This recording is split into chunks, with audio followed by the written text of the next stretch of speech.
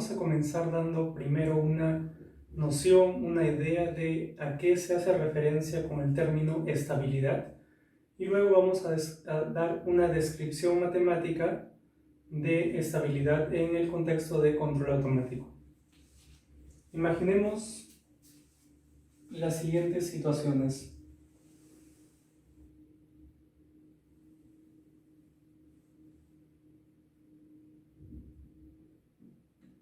Imaginemos que tenemos un pequeño cerro, ¿no? Una superficie curva, y en la parte superior colocamos una pequeña bolita o esfera.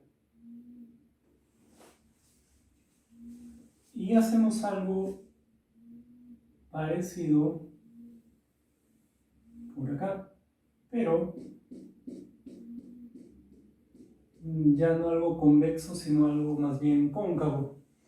Y colocamos una pequeña bolita por acá. ¿Correcto? Bien, vamos a imaginar que esta bolita la hemos colocado en la parte superior con muchísimo cuidado, ¿no? Para que no se nos caiga. Entonces, imaginemos lo siguiente. Imaginemos que, primero enfoquémonos en este caso, imaginemos que la bolita está en esa posición y está en reposo y le damos un pequeño empujoncito, ¿no? La empujamos. ¿Qué va a suceder con la bolita? Pues se va a mover, pero luego de cierto tiempo va a oscilar de repente un poquito, pero va a volver a su estado original o a su estado inicial, ¿no? Empujamos la bolita, la golpeamos, se moverá, oscilará un poquito, pero al final volverá a su estado inicial. Eso no va a ocurrir en este caso. Si nosotros perturbamos la bolita ligeramente, esa bolita va a caer, ya sea para este lado o ya sea para el otro lado. Bien, decimos que la bolita se encuentra en una situación estable, ¿correcto? Porque cuando la perturbamos, vuelve a su estado original. Mientras que acá decimos que la bolita se encuentra en un estado inestable. ¿Por qué? Porque ante alguna perturbación la bolita escapa y ya no vuelve de su estado original, ¿no? Dicho de otro modo, podemos decir que este es un sistema estable y este es un sistema inestable. Hagamos otro ejemplo.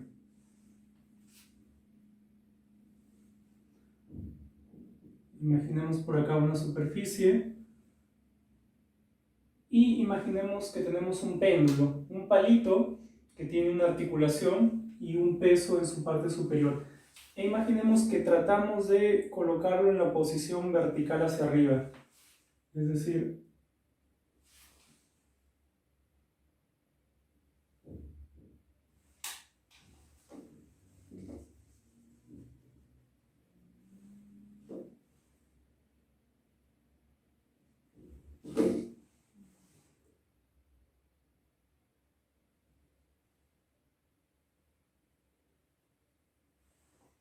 ese es nuestro péndulo. Y por otro lado, imaginemos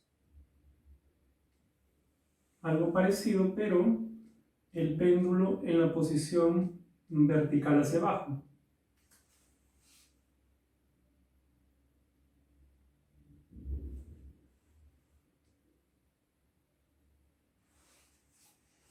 Si en este caso, bueno, el péndulo puede rotar alrededor de este eje, el eje que pasa por ese punto, si le damos alguna perturbación a este péndulo, oscilará un ratito y luego volverá a su estado inicial, ¿no? Oscilará y luego volverá a su estado inicial. Eso no va a ocurrir acá. Si yo le doy una pequeña perturbación, este péndulo va a caer, ¿no? Ya no regresa a su estado inicial. Muy bien, entonces decimos que este péndulo se encuentra en un estado estable, mientras que el de acá se encuentra en un estado inestable. Entonces, a partir de ahí, más o menos podemos plantear la idea de estabilidad. Decimos que un sistema es estable cuando, ante algunas entradas o perturbaciones, el sistema sí, obviamente cambia, pero con el tiempo converge hacia un estado inicial o hacia un estado original. Imaginemos un tercer ejemplo en este caso en el dominio eléctrico, imaginemos un circuito sencillo que consiste en una resistencia, una inductancia y un capacitor en serie.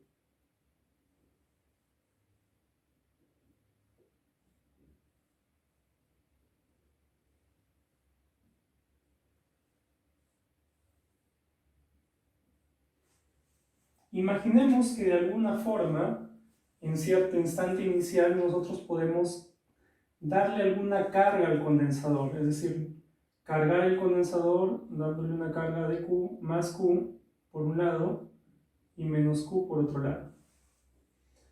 Si dejamos que pase el tiempo, ¿no? ¿Qué va a pasar con el circuito? Pues digamos que va a circular una corriente, ¿no? Hasta que el condensador se descargue, ¿no? Y el circuito se llegue a un estado donde ya ni haya carga ni haya corriente circulando, ¿no? Si por ejemplo quisiéramos graficar Q en función del tiempo,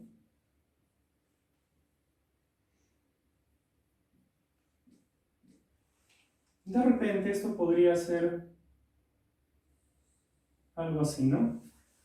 La carga, la variable Q, la carga converge a cero, y algo similar va a pasar con la corriente, por ejemplo, ¿no? Que es la derivada de la carga, igual también va a converger a cero.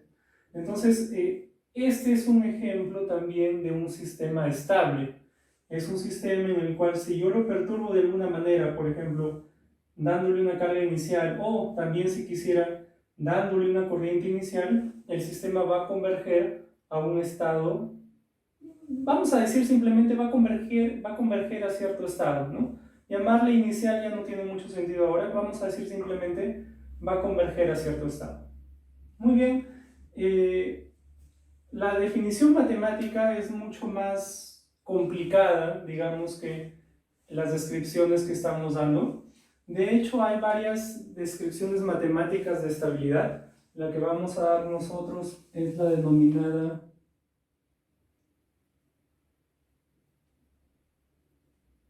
vivo. Vamos a ponerle por acá, estabilidad vivo.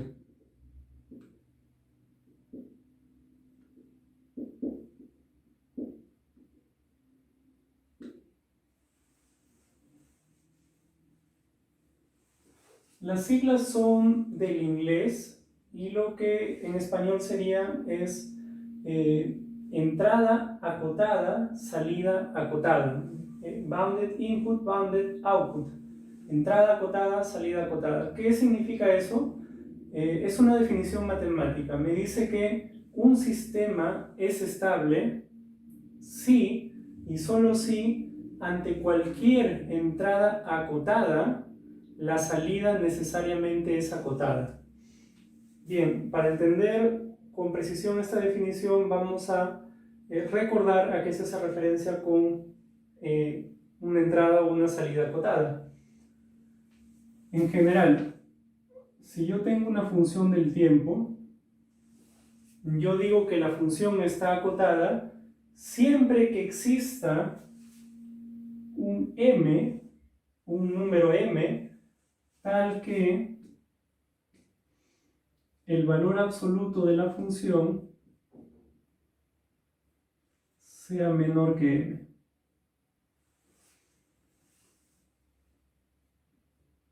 Para todo instante del tiempo, pero a nosotros usualmente nos interesa para instantes del tiempo positivos, ¿no? Ejemplos. La función coseno de 2t es una función acotada, ¿no? Existe un m tal que la función sea menor que, el valor absoluto de la función sea menor que algún finito, claro, ¿no?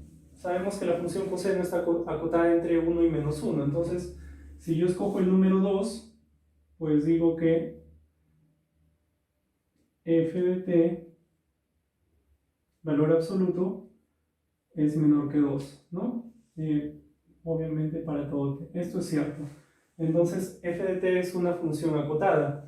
Por el contrario, si yo digo g de t igual a e a la 2t, esa no es una función acotada, ¿no? No es posible encontrar un m, un número finito tal que se cumple esa condición para todo instante del tiempo, porque es una función que siempre está creciendo, ¿no? Y más que decir que solo está creciendo, sino que más bien diverge, ¿no? Es decir, si graficamos la exponencial, es una exponencial creciente, pues es algo así, ¿no? No voy a poder encontrar ese m porque si yo dijese que existe ese m, necesariamente puedo, sí o sí puedo encontrar un instante del tiempo donde la función tome un valor mayor que m, y así se prueba de que la función no está acotada.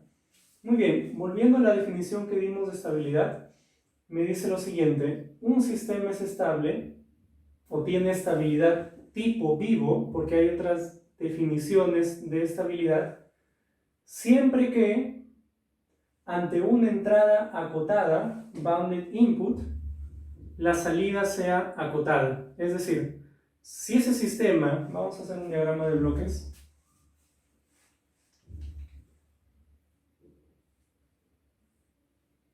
este bloque representa mi sistema, obviamente de una entrada y una salida.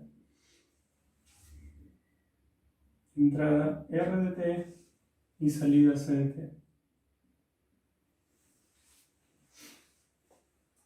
La definición me dice lo siguiente: yo voy a decir que este sistema tiene estabilidad tipo vivo, o simplemente que es estable, si yo le aplico cualquier entrada RT que sea acotada, según la definición que acabamos de dar.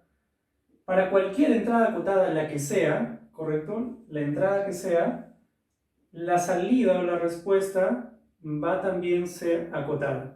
Si se cumple eso, digo que mi sistema es estable o que tiene estabilidad tipo vivo. Entonces vamos a colocarlo por acá. Dos puntos. Sí, vamos a ponerle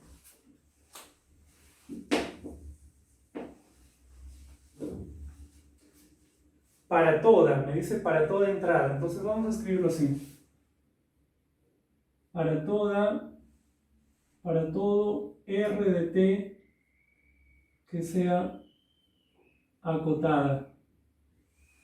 Imagínense cualquier función R de t que sea acotada, la que ustedes quieran. Si se cumple que para cualquier R de t acotada la respuesta es acotada, ¿no?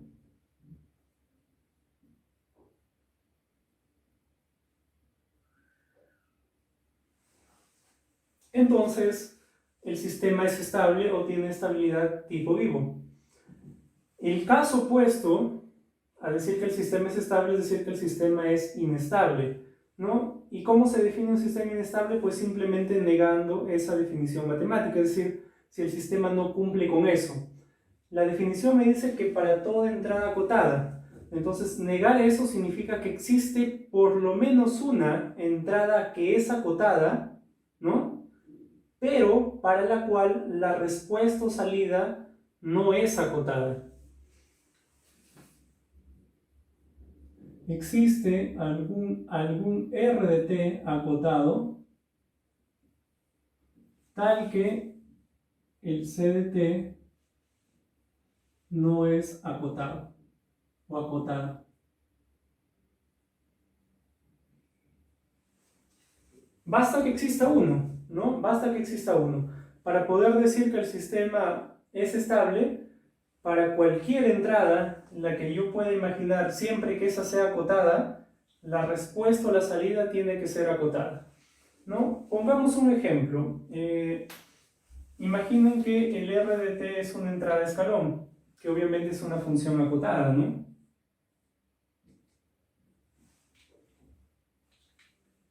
Imaginemos que el R de t es un escalón, que es una función acotada. Imaginemos que la respuesta es más o menos como la que vimos de un sistema subamortiguado.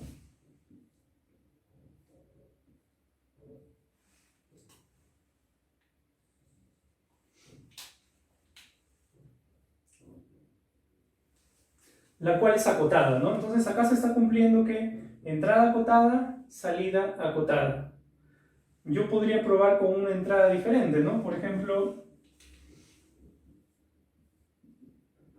de repente con una sinusoide, ¿no? Y la salida vamos a imaginar que es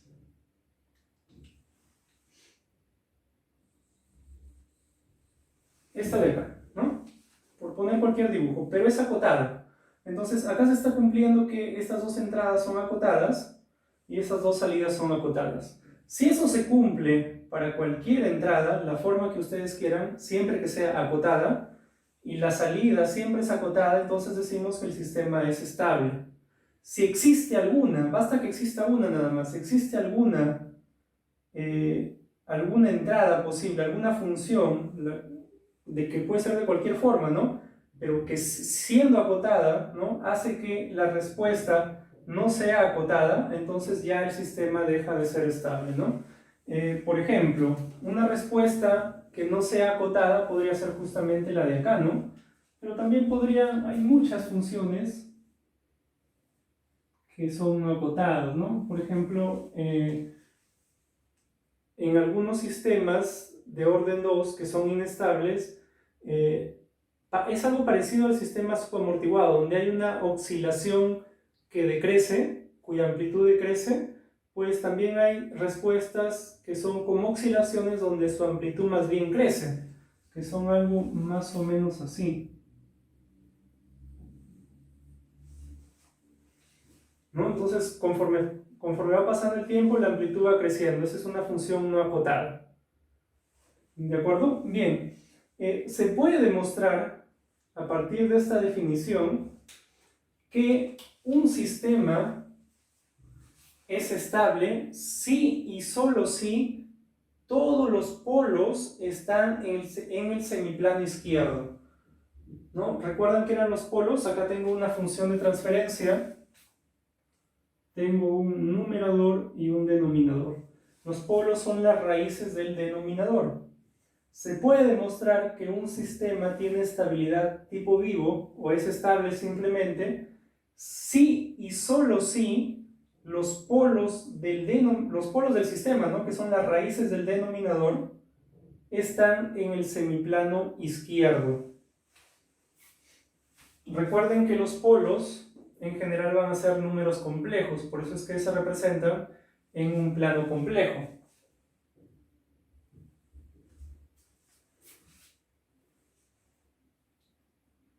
Eje imaginario, eje real. Entonces, que estén en el semiplano izquierdo únicamente significa de que su parte real sea negativa. Es decir, si un polo está por acá, ¿no? O si está por acá, o si está por acá, pues esos están en el semiplano izquierdo, ¿no? Todos ellos. Mientras que si yo dibujo uno por acá y otro por acá, recuerden que siempre aparecen los polos complejos conjugados, ¿no? Siempre aparecen con su complejo conjugado. Entonces, se puede demostrar, esta demostración no es tan sencilla, pero se puede demostrar de que un sistema es estable si y solo si todos los polos están en el semiplano izquierdo, todos. Si alguno de ellos está en el semiplano derecho, entonces el sistema ya no es estable. Y eso matemáticamente lo podemos escribir así. Un sistema es estable, vamos a ponerle, un sistema es estable si y solo si, bicondicional, la parte real de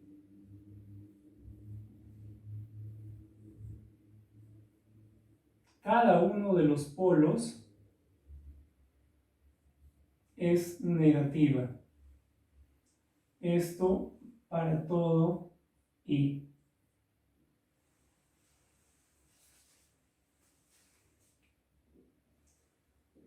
Tengo acá tengo mi sistema, tiene sus polos, que son las raíces del denominador, polo 1, polo 2, hasta polo n, ¿no? Donde i es justamente ese índice.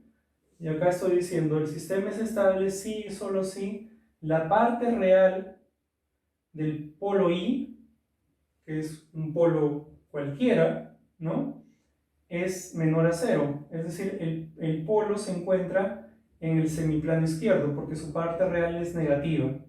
Y esto debe cumplirse para todo i, es decir, para todos los polos del sistema. Si es un sistema de orden 3, ¿no?, van a haber 3 polos, entonces será para i desde 1 hasta 3. ¿Correcto? Entonces, nuestro problema de estabilidad se resume de manera sencilla a la ubicación de los polos. Si yo tengo un sistema y puedo encontrar los polos y veo que todos los polos están en el semiplano izquierdo, yo ya sé que el sistema es estable. Si veo que al menos un polo está en el semiplano derecho, el sistema por tanto es inestable.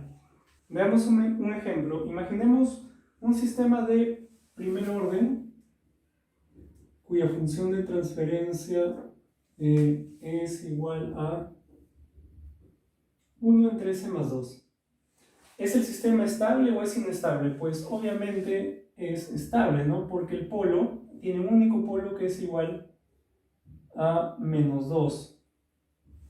Entonces, obviamente el sistema es estable, ¿no? De hecho, por ejemplo, ante una entrada de escalón unitario, nosotros ya vimos cómo es la respuesta. Habíamos visto que, mira, más o menos así. Ante una entrada de escalón unitario, ¿no? Si por el contrario tenemos un sistema así, ¿no?, el polo, el único polo va a ser igual a 2, ¿no? Está en el semiplano derecho y por tanto el sistema es inestable. Y lo que vamos a ver es que la respuesta es una exponencial no convergente sino divergente. Es algo así. Es una función no acotada, ¿no? En el caso de un sistema de segundo orden, a ver, imaginemos uno que ya hemos visto, un subamortiguado, s cuadrado más, pongámosle 2s más 2. Este es un sistema subamortiguado, ¿no? Podríamos encontrar las raíces rápidamente, sería menos 2 más menos raíz cuadrada de 4 menos 8, ¿no? Y 4 menos 8, raíz de menos 4, ¿no? Tiene parte real, parte imaginaria, entonces las raíces complejas. Es el caso subamortiguado, ¿no? La respuesta, ya más o menos vimos la forma, ¿no? Es algo así. Converge, ¿no? Si por el contrario nosotros tenemos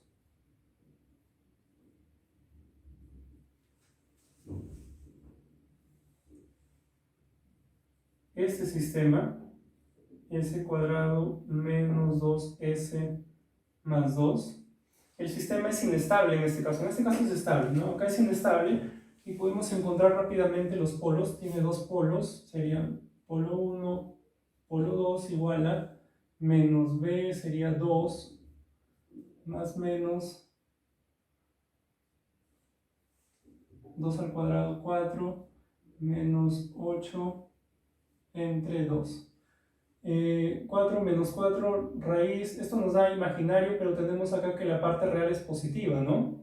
Entonces los polos están en el semiplano derecho. El sistema es inestable. La respuesta más o menos es algo así, ¿no? Para este sistema. Es más o menos lo que dibujamos por allá. ¿No? Es como, digamos, una sinusoide cuya amplitud crece con el tiempo, ¿no? Y es una función obviamente no acotada.